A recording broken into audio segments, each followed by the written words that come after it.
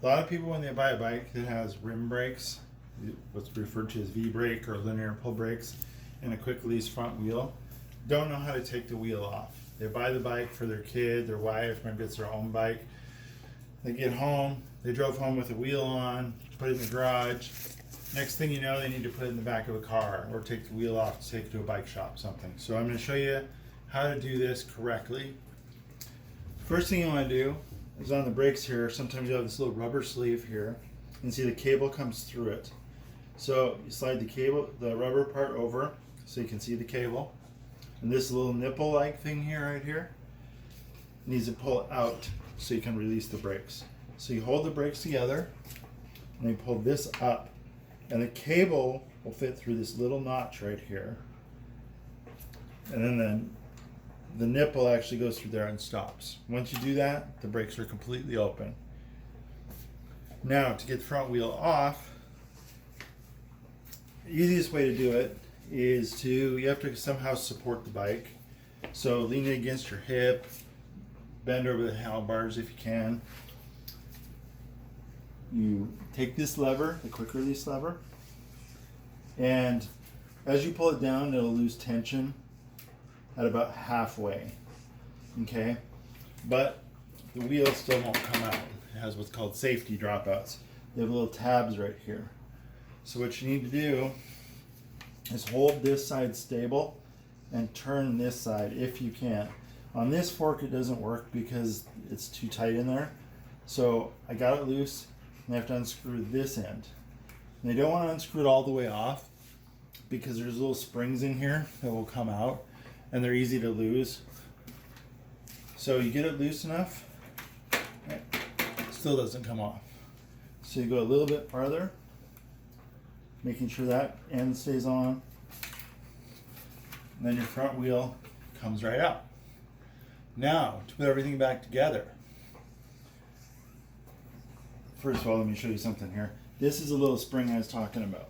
There's a spring on this side and a spring on this side. If they do come off,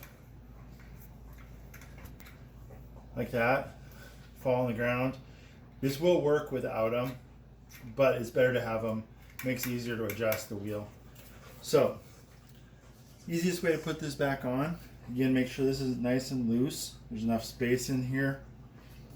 Lift up the bike, put the wheel back in. Now, this is a very important step.